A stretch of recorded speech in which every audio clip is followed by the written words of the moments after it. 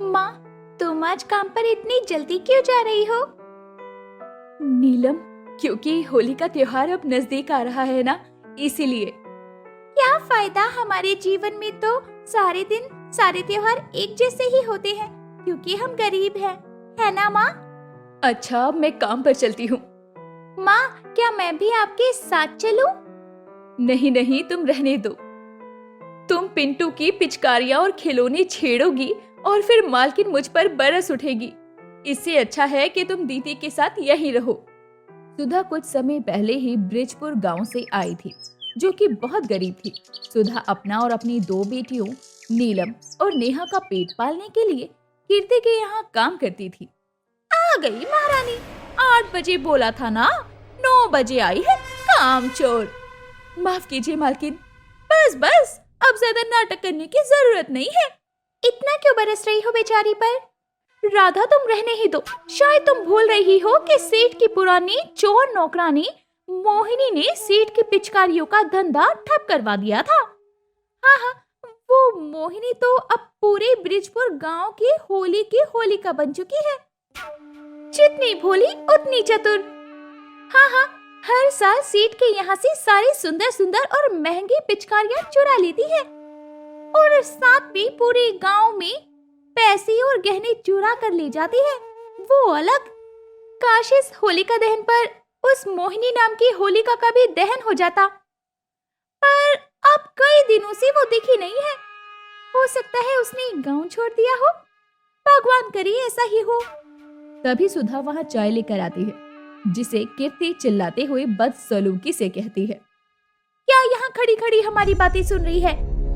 कीर्ति के चिल्लाने से सुधा डर जाती है और उसके हाथों से बर्तन गिरकर टूट जाता है। ये नया सेट तोड़ दिया तुमने।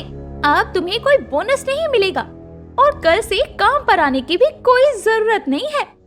सुधा आंखों में आंसू लिए वहाँ से चली जाती है। तभी बाहर उसे मोहिनी मिल जाती है। इसने तेरे को काम से निकाल दिया, अब होली कैसे मनाओगी? मैं मोहिनी, मेरा एक काम कर दो, मैं तुम्हें दुगने पैसे दूंगी। पर सुधा बिना कुछ कहे वहाँ से चली जाती है। क्या हुआ माँ? मालकिन ने मुझे काम से निकाल दिया। क्या माँ? पर कल तो होलिका दहन है। हम गरीबों की क्या होली दीदी, हर साल की तरह हमारे त्योहारों का दहन हो जाता है। माँ, तुम हर बार हर साल झूठे वादे करके तोड़ देती हो।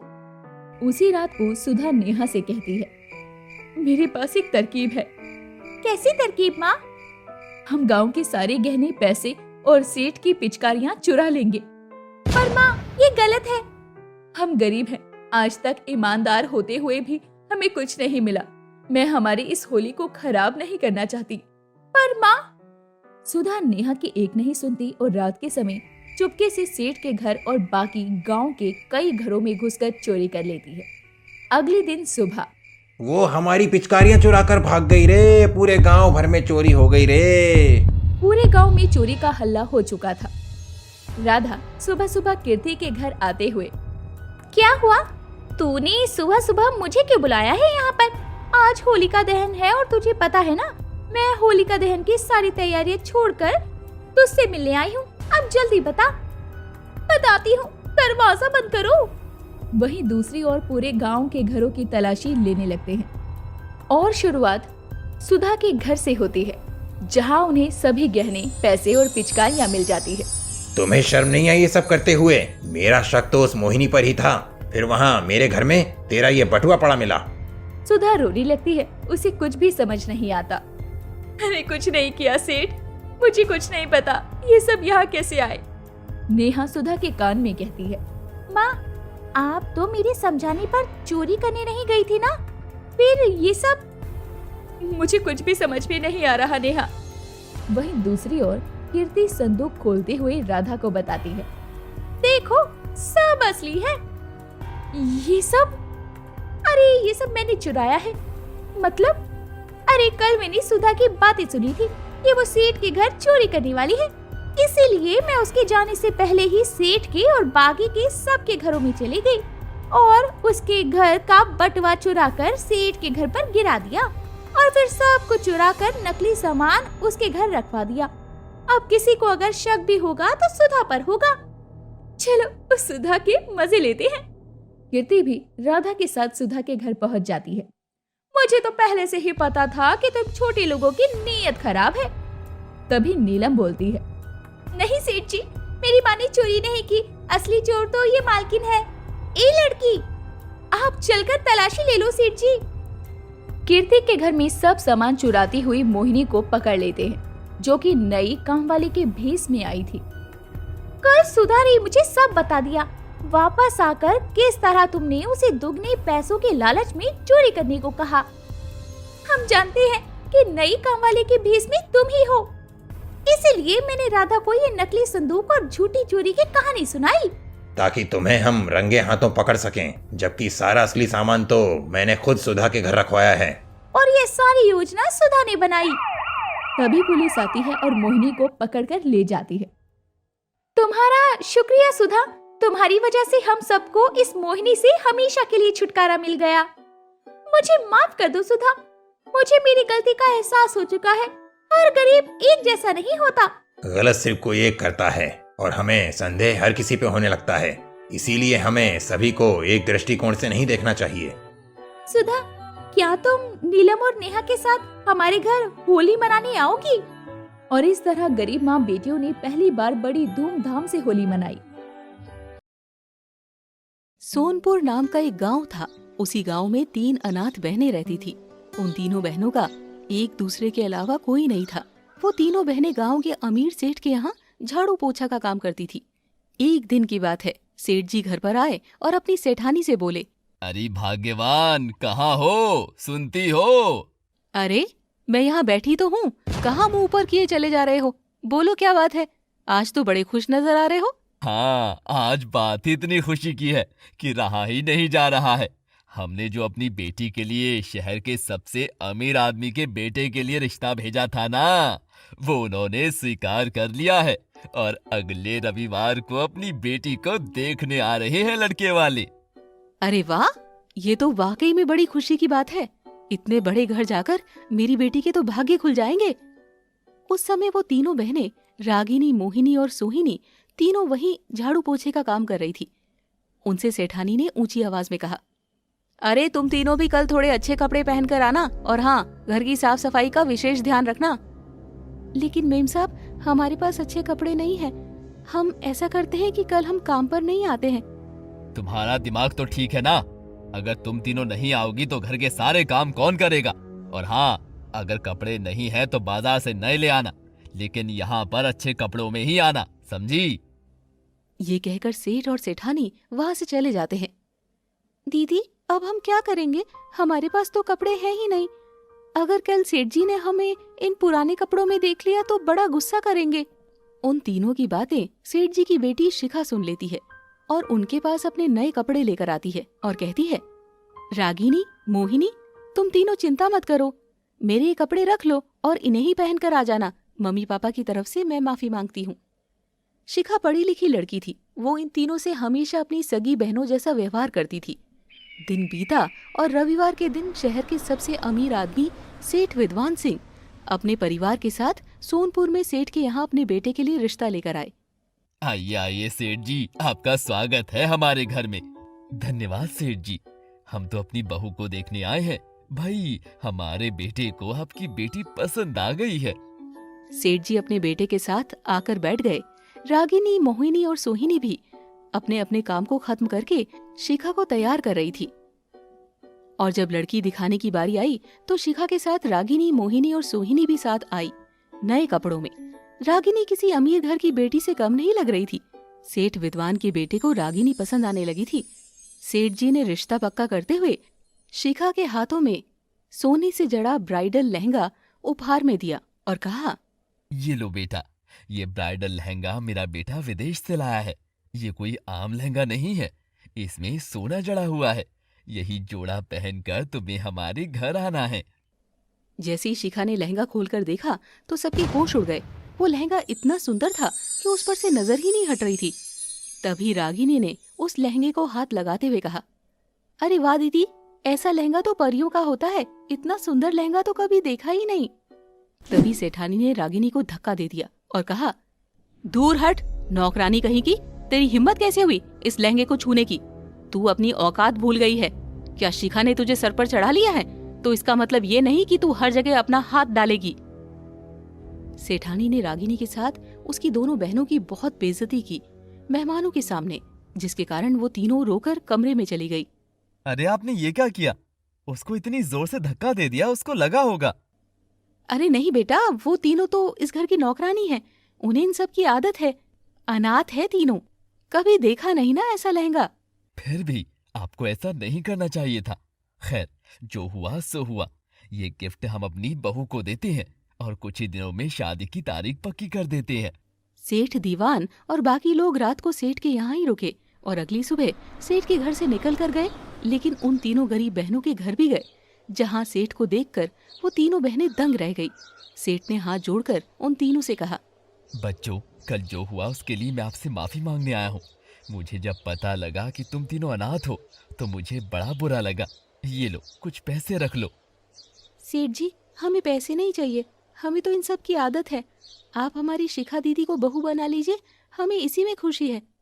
सेठ ने मुस्कुराकर उन तीनों के सरों पर हाथ फेरा और कहा, बेटा, सच कहूँ तो मैं यहाँ पर इसलिए आया हूँ कि मेरे बेटे को आपकी बड़ी दीदी रागिनी पसंद है, जो इसने मुझसे रास्ते में कहा था। सच कहूँ, इसका फैसला मुझे भी पसंद था। जब तुम शिखा के साथ आई थी तो मुझे यही लगा था कि सेठ की बेटी तुम ही हो, लेकिन मेरा बेटा अब शादी तुमसे ही करना चाहता है। सेठ की ये बातें शिखा रागिनी के घर के बाहर खिड़की से सुन लेती है, क्योंकि शिखा भी रागिनी से कल की बात को लेकर माफी मांगने आई थी। शिखा को थोड़ा बुरा लगता है, लेकिन वो दबे शब्दों में अंदर आकर कहती है, पापा, आपका फैसला मुझे मंजूर है, क्योंकि मेरे मम्मी पापा ने इन तीनों पर हमेशा से जुल्म किए हैं। शायद रागिनी आपकी घर की बहू बनेगी तो इसके भागे भी खुल जाएंगे। इसीलिए मैं आपका ये लहंगा भी रागिनी को देने आई थी, क्योंकि इस लहंगे की खुशी कल मैं रागिनी के चेहरे पर साफ देख रही थी। अब इस लहंगे की असली हकदार भी रागिनी ही है। लेकिन बेटा, हमने शादी का रिश्ता पक्का कर दिया है, फिर ये सब कैसे होगा? कोई बात नहीं, मैं सब देख लूंगी, बस आप मेरी बात ध्यान से सुनिए। शिखा ने सेठ के कानों में कुछ कहा, जिसके बाद सेठ जी मुस्कुराकर चले गए।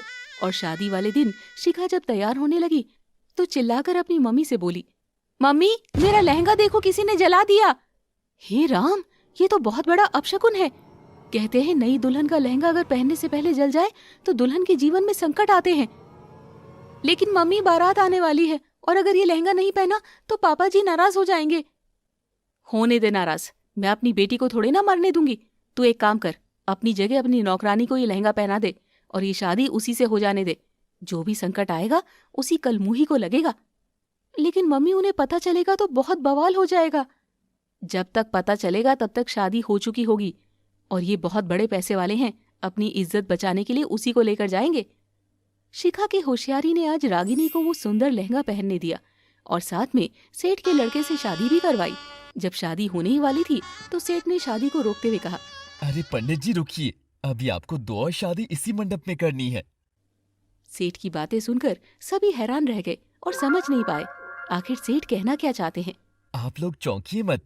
मैंने मन्नत मांगी थी कि जिस दिन मेरी बेटी की शादी होगी उसी दिन मैं किसी गरीब अनाथ की 2 बेटियों की भी शादी उसी मंडप में कराऊंगा। इसीलिए आज वो दिन आ गया है और मैंने इसी गांव की 2 और गरीब लड़कियों की शादी करवाने का फैसला किया है। दीवान सेठ ने मोहिनी और सोहिनी की शादी अपने ही रिश्तेदारी में उसी मंडप में करवाई और उन तीनों बहनों को उसी सोने के लहंगे में विदाई भी करवाई। गांव के सेठ ने दीवान सेठ से पूछा, सेठ जी, आप मेरी बेटी को अच्छे से रखना। लेकिन सेठ जी, मैं आपकी बेटी नहीं ले जा रहा हूँ। क्या मतलब आपका? यही कि आपने जिस बेटी का कन्यादान किया है वो आपकी बेटी नहीं, आपकी नौकरानी है। और आपने उसके साथ और जो 2 बहनों का कन्यादान किया है वो भी आपकी नौकरानी की बहनें हैं, जिन्हें आप हमेशा तंग किया करते थे। आज उन्हीं का कन्यादान आपने किया है और ये सब आपकी बेटी शिखा की बदौलत हुआ है। तब शिखा सामने आई और बोली, पापा, मेरे सर पर तो आपका हाथ है, लेकिन उन तीनों का इस दुनिया में कोई नहीं है।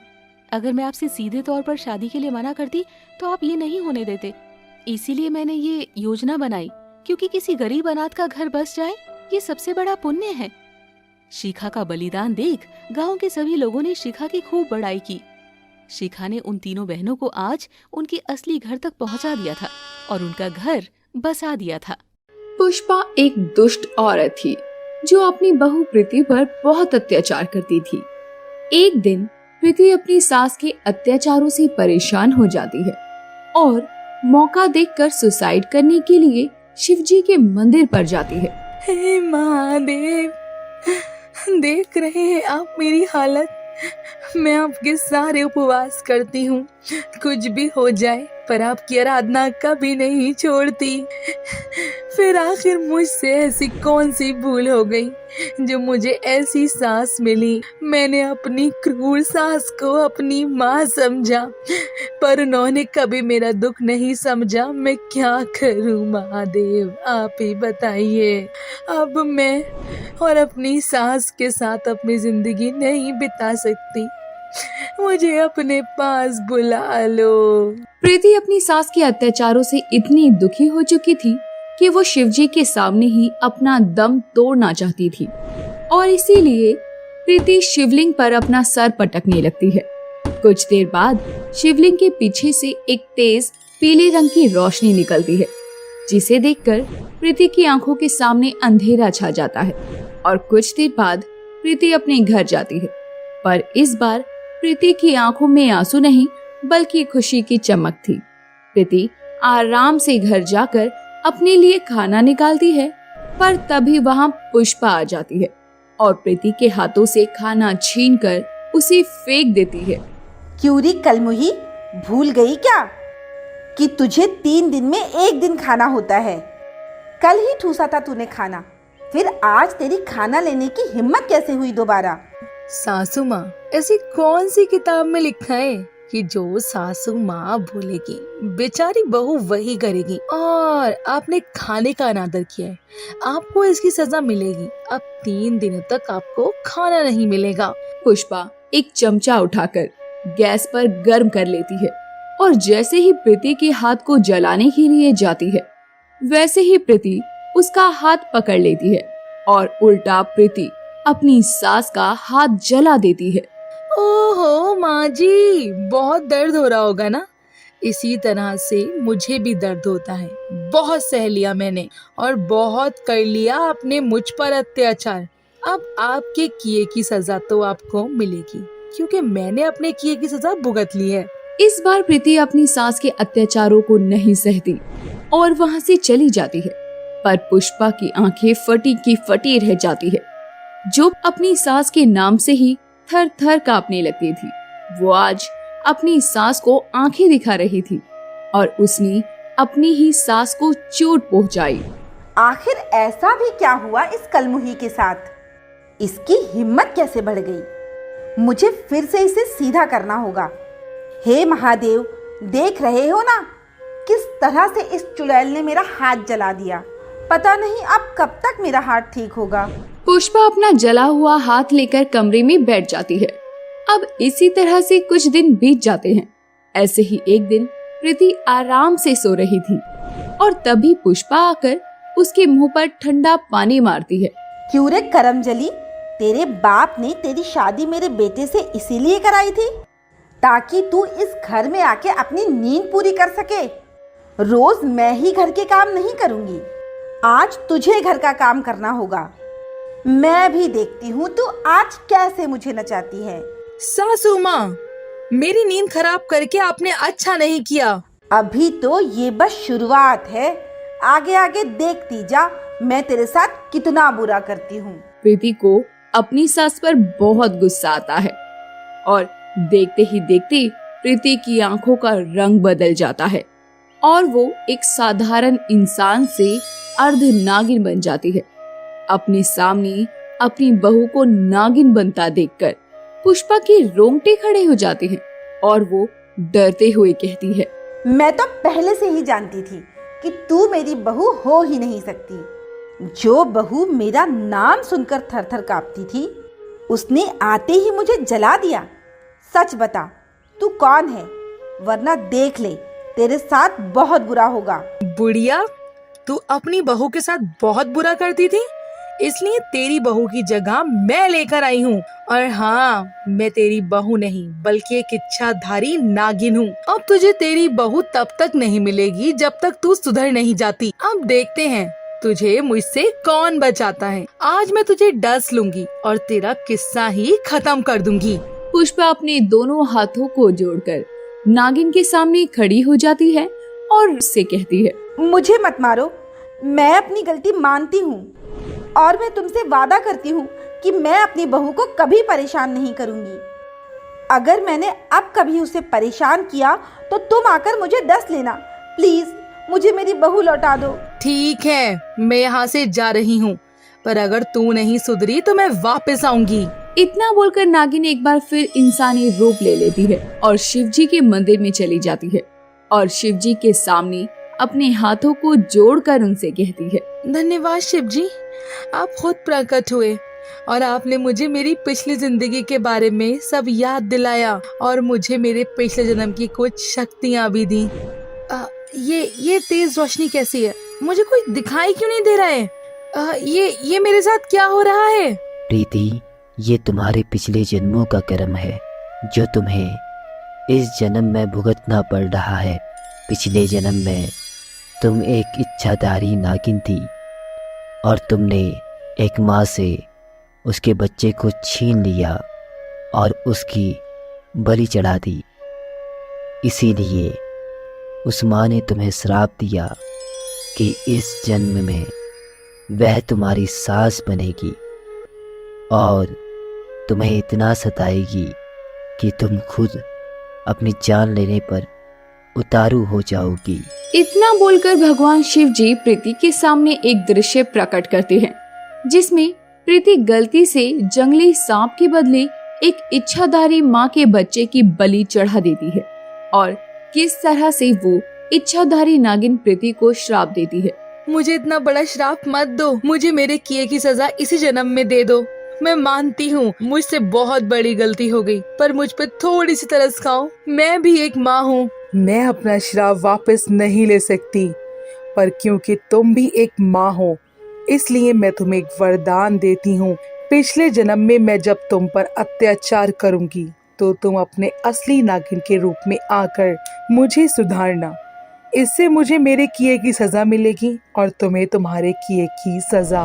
प्रीति, तुम्हारी सजा पूरी हुई, इसीलिए मैं तुम्हें तुम्हारी नागिन शक्तियाँ दे रहा हूँ ताकि तुम अपनी सास को सुधार सको। आपका बहुत बहुत धन्यवाद महादेव। अब मैं शायद अपने ससुराल में अपनी सास के साथ हंसी खुशी रह सकती हूँ। अब मुझे आज्ञा दीजिए। प्रीति महादेव को धन्यवाद करके अपने ससुराल वापस जाती है। प्रीति को देखते ही पुष्पा की जान में जान आ जाती है और वो उससे अपनी गलतियों की माफी मांगती है। साथ ही साथ प्रीति भी अपने पिछले जन्म की गलतियों की माफी अपनी सास से मांगती है, जिसके बाद फिर कभी पुष्पा प्रीति पर अत्याचार नहीं करती और ना ही प्रीति अपनी सास को तंग करती।